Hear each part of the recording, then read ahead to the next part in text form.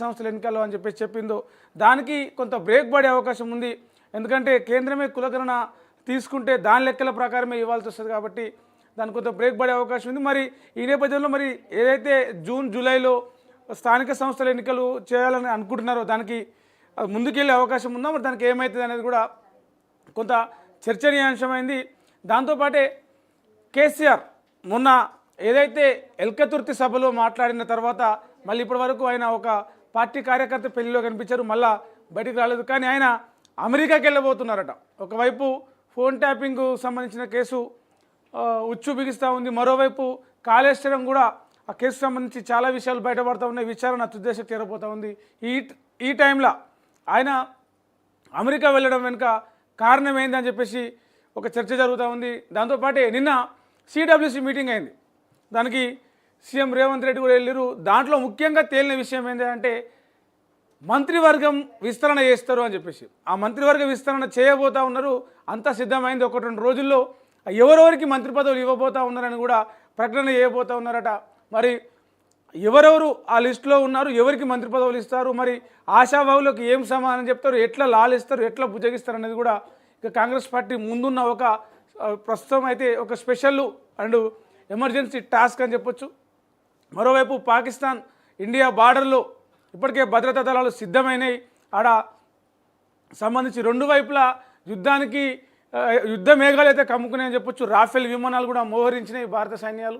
అక్కడ యుద్ధానికి సంబంధించి ఒక వాతావరణం, ఒక ఉద్రిక్త వాతావరణం, ఒక ఉద్విగ్న వాతావరణం ఉందని చెప్పొచ్చు.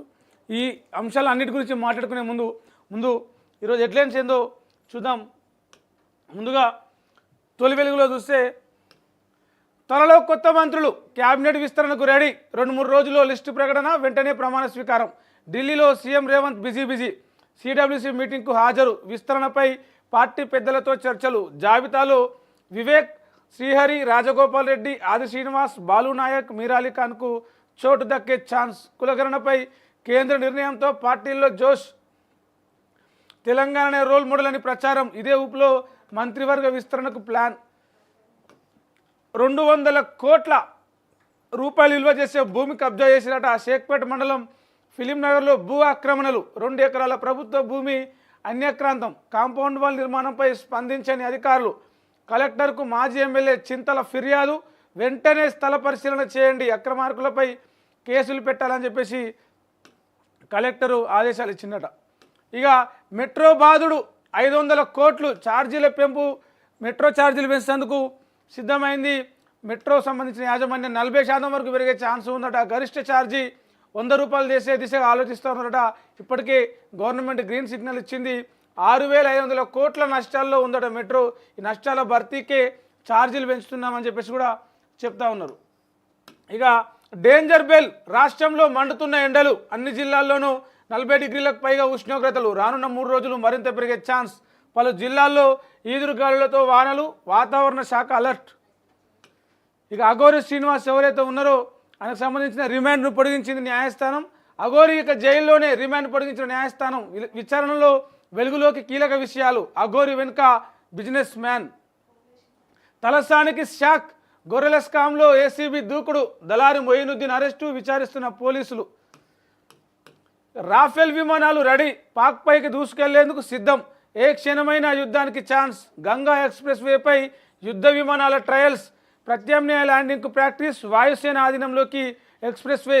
యూపీలో హై అలర్ట్ ప్రకటించారట. ఇక ఈనాడులో ప్రధాన వార్తలు చూస్తే కులగణనకు సంబంధించిన వార్త ప్రధానంగా చూడొచ్చు. తెలంగాణ నమూనానే అనుసరించాలి. కులగణనపై కేంద్రాన్ని డిమాండ్ చేసిన కాంగ్రెస్. రిజర్వేషన్లపై 50% పరిమితి తొలగించాలి. పాకిస్తాన్కు వెంటనే తగిన బుద్ధి చెప్పాలని చెప్పేసి నిన్న జరిగిన సిడబ్ల్యూసి మీటింగ్లో తీర్మానాలు చేశారు. ఇక లైసెన్సులకు సంబంధించినది ఒక వార్త చూడవచ్చు. డ్రైవింగ్ పరీక్ష ఇక కఠినమే.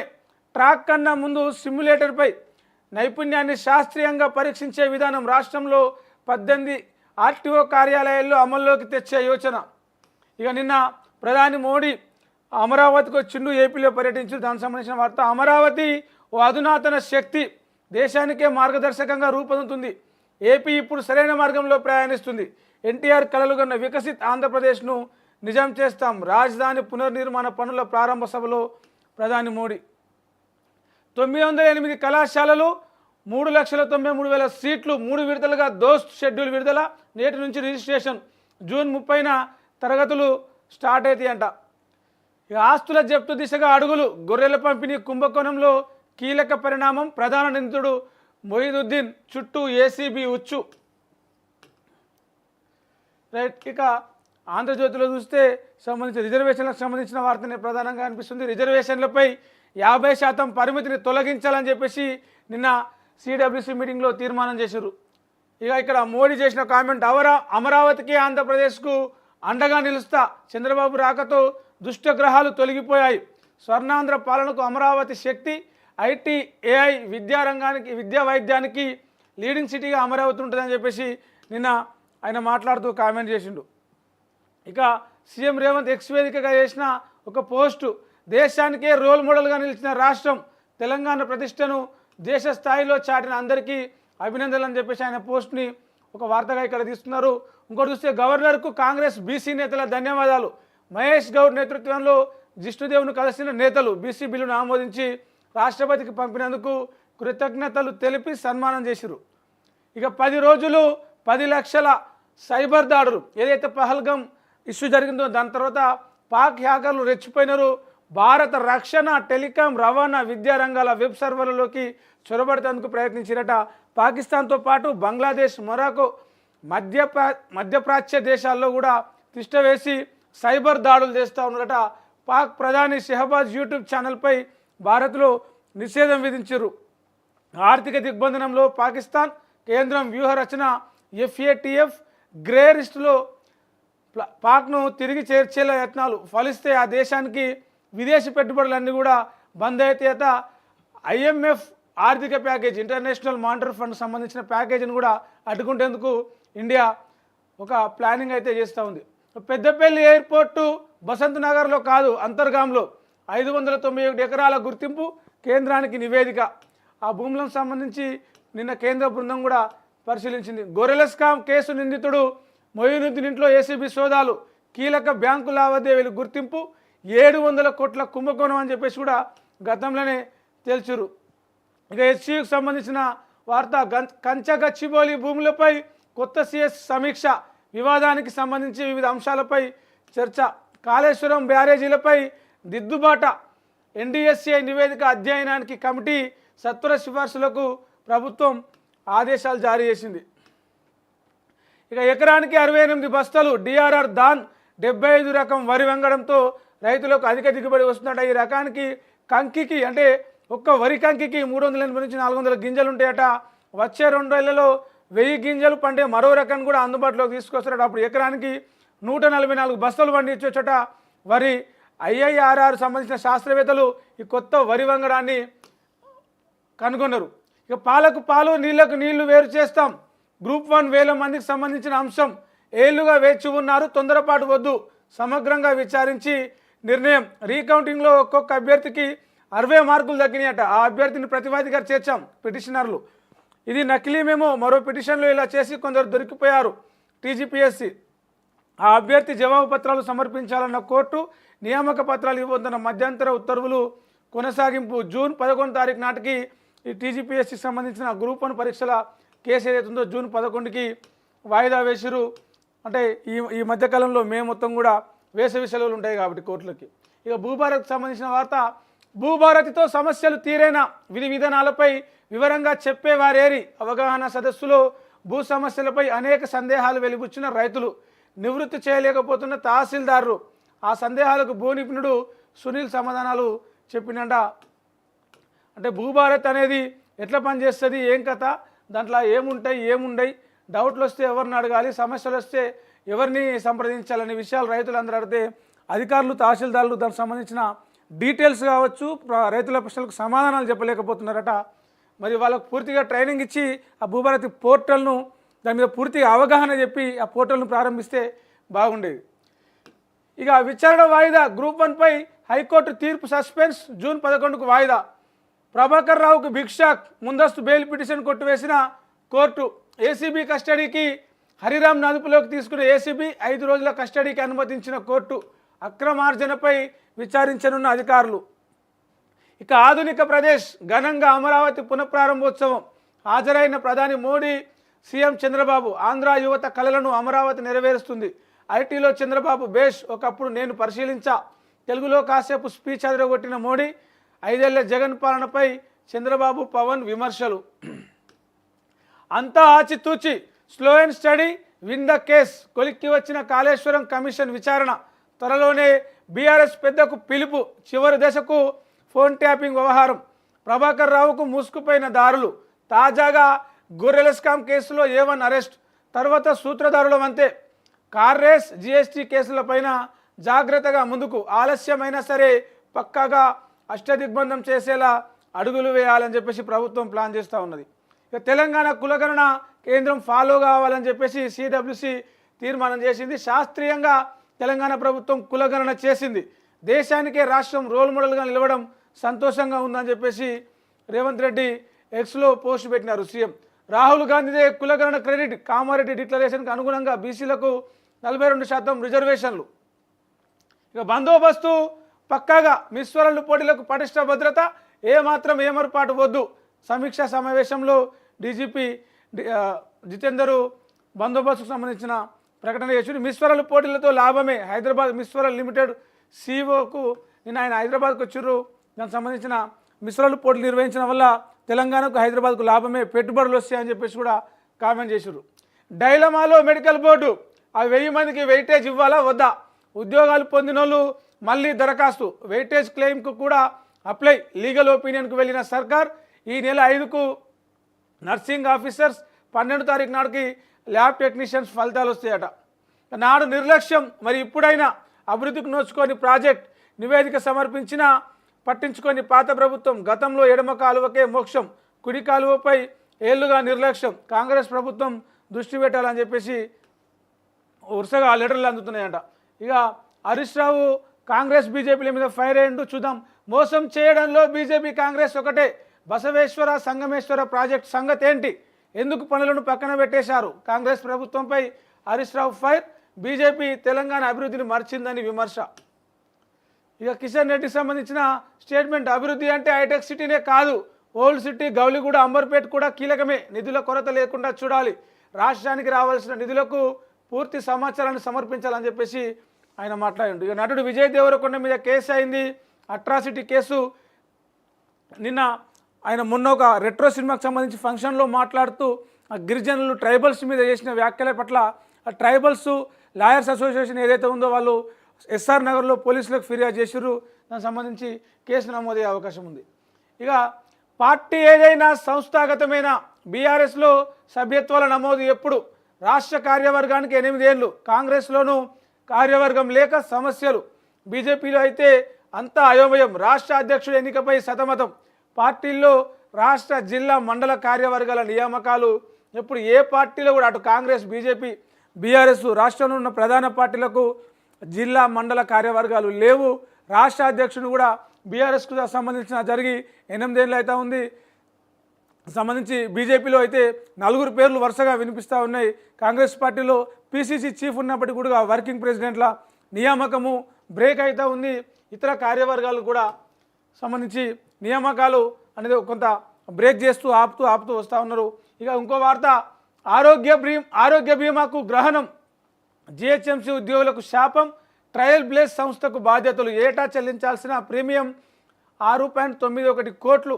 స్టేట్ ట్రెజరీలో పెండింగ్లో ఫైల్. నిధిలో విడుదల కాకపోవడంతో అమల్లోకి రాని హెల్త్ ఇన్సూరెన్స్. ఇక దిశలో ప్రధానంగా గమనిస్తే ఇందిరమ్మ ఇండ్లు 600 చదరపు అడుగులు మించొద్దు. అనర్హులని తేలితే నిర్మాణం మధ్యలో ఉన్నా కూడా రద్దు చేస్తారట. 5 నుంచి ఈ నెల 5 తారీఖు నుంచి సోమవారం నుంచి 28 జిల్లాల్లో రెవెన్యూ సదస్సులు పెడతారట. కేసీఆర్ పాలనలో రెవెన్యూ నాశనం అని చెప్పేసి మంత్రి పొంగులేటి నిన్న ఒక కామెంట్ చేసిండు. త్వరలో అమెరికాకు కేసీఆర్. యుఎస్ కాన్సులేట్కు మాజీ సీఎం. వీసా ప్రక్రియ కోసం హాజరు. మనవడి గ్రాడ్యుయేషన్ కార్యక్రమానికి కూడా హాజరవుతారట. ఇక నేటి నుంచి దోస్తు రిజిస్ట్రేషన్లు. షెడ్యూల్ ప్రకటించిన ఉన్నత విద్యా మండలి. 908 డిగ్రీ కాలేజీలకు 3 దశల్లో సీట్ల కేటాయింపు. వచ్చే నెల 30 నుంచి ఫస్ట్ సెమిస్టర్ క్లాసులు ప్రారంభమవుతాయట. అమరావతి ఓ శక్తి. వికసిత భారత్కు ఏపీ గ్రోత్ ఇంజిన్ నిధుల కేటాయింపులో రాష్ట్రానికి పెద్దపీట వేస్తాం, అగ్రశ్రేణి నగరంగా అమరావతి ఉంటుందని చెప్పేసి ప్రధాని మోడీ ఏపీలోని అమరావతికి వరాల జల్లు కురిపించిండు. ఇక 17 నెలల్లో ఏం చేశారు, ఎన్ని గ్రామాల్లో పర్యటించారు మొదలైన నియోజకవర్గాల రివ్యూ, మహబూబ్నగర్ ఎమ్మెల్యేలతో భేటీ పూర్తి. ఎమ్మెల్యేల పనితీరుపై సీఎం రేవంత్ నిన్న ఆరాధీశ్వరు ఒక్కొక్కరితోటి విడివిడిగా మాట్లాడిండు. తర్వాత ఫస్ట్ అయితే మహబూబ్నగర్ జిల్లా ఎమ్మెల్యేలతో మాట్లాడిన తర్వాత మిగతా సెగ్మెంట్లతో ఎమ్మెల్యేలతో కూడా మాట్లాడతారట. ఈ 15 నెలల్లో ఏం చేశారు, ఎన్ని గ్రామాలు తిరుగురు, ఎంతమందిని కలిసారు, ఏం సమస్యలు మీరు వెలికి తీసినారు, ఏము ప్రభుత్వ పథకాలను ప్రచారంలోకి తీసుకుపోయారు, ప్రతిపక్ష విమర్శలను ఎట్లా తిప్పికొట్టారని చెప్పేసి నిన్న ఒక్కొక్క ఎమ్మెల్యేతో దాదాపు అర్ధగంట సేపు 40 నిమిషాల వరకు మాట్లాడినట. ఇక వెంటనే తీర్పు ఇవ్వాలని ఒత్తిడి చేయొద్దు, పిటిషనర్ ఆన్సర్ షీట్స్ సీల్డ్ కవర్లో సమర్పించాలని చెప్పేసి టీజీపీఎస్సీకి హైకోర్టు ఒక ఆదేశం జారీ చేసింది. గ్రూప్ 1 విచారణపై వచ్చే నెల 11వ తారీఖు నాటికి కేసు వాయిదా వేసింది. అప్పటిదాకా కూడా నియామకాలు చేపట్టదని చెప్పేసి కూడా ఉత్తర్వులు కంటిన్యూ అవుతాయని చెప్పింది. ఉగ్రదాడి వెనుక పాక్ ఆర్మీ, ఐఎస్ఐ, లష్కర్తో కలిసి ప్లాన్, సహాయం. వారం ముందే పెహల్గామ్కు టెర్రరిస్టులు 4 చోట్ల రెక్కి భద్రత తక్కువ ఉన్న బైసరన్ ఎంపిక. ముష్కరులకు కాశ్మీర్ లోయలో సానుభూతితరుల మద్దతు.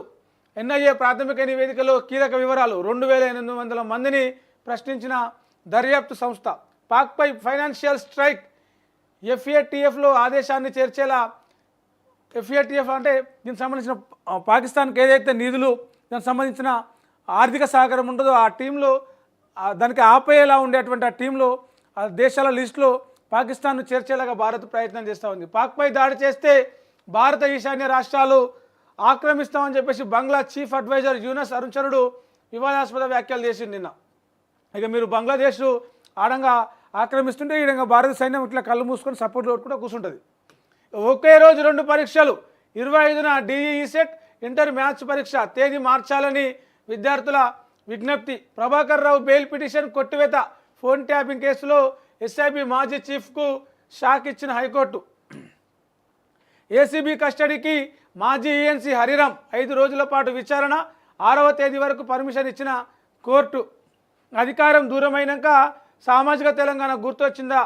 కవితకు ఇప్పటికైనా రాష్ట్రంపై సోయి వచ్చిందని చెప్పేసి ప్రభుత్వ విప్పు ఎమ్మెల్యే, కాంగ్రెస్ ఎమ్మెల్యే బీర్ల ఐలయ్య మొన్న ఏదైతే మేడే రోజు కవిత మాట్లాడిందో సామాజిక తెలంగాణ సాధించుకోలేకపోయినామని చెప్పేసి ఆ మాటలకి నిన్న బీర్ల ఐలయ్య మాట్లాడుతూ కౌంటర్ వేసిండు. ఇక పహల్గామ్ దోషులను విడిచిపెట్టద్దు, 50% రిజర్వేషన్ పరిమితిని తొలగించాలి. ఎస్సీ, ఎస్టీ, ఓబీసీలకు ప్రైవేటు విద్యా రంగంలోనూ రిజర్వేషన్లు. సిడబ్ల్యూసీ భేటీలో కాంగ్రెస్ కీలక తీర్మానాలు చేసింది. దీనికి సంబంధించి పహల్గామ్ దోషులను శిక్షించాలనే దాంతోపాటు 50% రిజర్వేషన్ పరిమితిని తొలగించాలి. రిజర్వేషన్కు పరిమితి ఉండొద్దు, అక్కడ పరిస్థితిని బట్టి జనాభా సంఖ్యను బట్టి రిజర్వేషన్ ఉండాలనేలాగా ఒక తీర్మానం అయితే చేసింది. హైదరాబాద్ ఖేల్ ఖతం. గుజరాత్ చేతిలో ఓటమి. 7 మ్యాచ్లు ఓడిన సన్ రైజర్స్ దాదాపు ప్లే ఆఫ్స్ ఆశలు గల్లంతు. ఇక ఇంటికొచ్చే దారిలో ఉన్నారు హైదరాబాద్కు సంబంధించిన ఎస్ఆర్హెచ్ టీం. ఇక వెలుగులో చూస్తే తెరుచుకున్న కేదార్నాథ్. పాక్పై భారత్ ఫైనాన్షియల్ స్ట్రైక్. ఆ దేశాన్ని ఎఫ్ఏటిఎఫ్ గ్రే లిస్టులో చేర్చేందుకు యత్నం. ఫైటర్ జెట్ల గర్జన. గంగా ఎక్స్ప్రెస్ వేపై ల్యాండింగ్, టేకాఫ్లు చేపట్టిన ఐఏఎఫ్. ఇండియా పాక్ మధ్య ఉద్రిక్తతల నేపథ్యంలో Rafale, Mirage, MiG, Jaguar, Hercules యుద్ధ విమానాల చక్కర్లు. రాత్రి వేళ కూడా ల్యాండింగ్ సౌకర్యం. దేశంలో యొక్క ప్రత్యేకత ఉన్న ఒకే ఒక్క express highway Ganga express highway. ఇక పాక్కు గుణపాఠం చెప్పాల్సిందే. పహల్గామ్ ఉగ్రదాడి జరిగి ఇన్ని రోజులైన స్ట్రాంగ్ యాక్షన్ ఏది?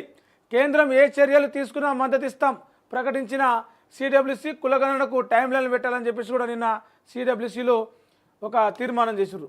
అమరావతికి సహకరిస్తా, వికసిత్ భారత్ లక్ష్యానికి ఏపీ గ్రోత్ ఇంజన్ కావాలని చెప్పేసి నిన్న ఆంధ్రప్రదేశ్లో పర్యటించినటువంటి ప్రధాని మోడీ అన్నారు. ఇక కొత్త రేషన్ కార్డుల జారీకి డూప్లికేషన్ సమస్య. ఒక్కొక్కరి నుంచి 2 అంతకు మించి అప్లికేషన్లు. దీంతో ఆలస్యం అవుతున్న వెరిఫికేషన్లు. 19 లక్షల అప్లికేషన్లకు 3 దశల్లో ఎంక్వైరీ. మీ సేవ అప్లికేషన్లకు మాత్రం స్పీడ్గా క్లియరెన్స్. వీటిలో 4 లక్షలకు కాను 1.5 లక్షల దరఖాస్తులకు అప్రూవల్ వచ్చిందంట. ఇవి కాక మార్పులు చేర్పుల కోసం మరో 20 లక్షల అప్లికేషన్లు వచ్చినాయి. వీటిలో ఇప్పటికే 15 దాదాపు 16 లక్షల అప్లికేషన్లు క్లియర్ చేశారు. గ్రూప్ 1 ఎగ్జామ్కి సంబంధించిన హైకోర్టు నిన్న విచారణ జరిగింది. దానికి సంబంధించిన వార్త, ఆ అభ్యర్థి ఆన్సర్ షీట్లు సమర్పించండి. గ్రూప్ 1 ఎగ్జామ్పై విచారణలో టీజీపీఎస్సీకి హైకోర్టు ఆదేశం. ఏసీబీ కస్టడీకి ఈఎన్సీ హరిరామ్ 5 రోజుల పాటు ఏసీబీని సంబంధించిన హరిరామ్ని ఏసీబీ కస్టడీకి తీసుకునేందుకు కోర్టు అనుమతి ఇచ్చింది. 5 రోజుల కస్టడీలో ఆయన ఆస్తుల వివరాలు, మిగతా 36 ఏళ్ళ సర్వీస్లో జీతభత్యాలు, దానికి సంబంధించిన ఆదాయము, ఎన్ని సంపాదించుండు, ఎన్ని కూడా పెట్టిండు, ఎట్లా సంపాదించుండు అని ఆ లెక్కలన్నీ కూడా విచారణ చేయనున్నారు. బోనస్ కోసం తెలంగాణకు ఏపీ వడ్లు. మన బార్డర్ జిల్లాల్లో ఆంధ్రప్రదేశ్ దళారుల దందా.